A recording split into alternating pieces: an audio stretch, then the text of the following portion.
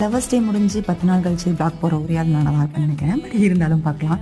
Lovers டே அன்னைக்கு morning பார்த்தீங்கன்னா, என்னோட பைக் கிட்டத்தட்ட ரொம்ப வருஷம் கழிச்சு எங்கள் கையில் வந்து மறுபடியும் கிடச்சிச்சு நல்லபடியாக.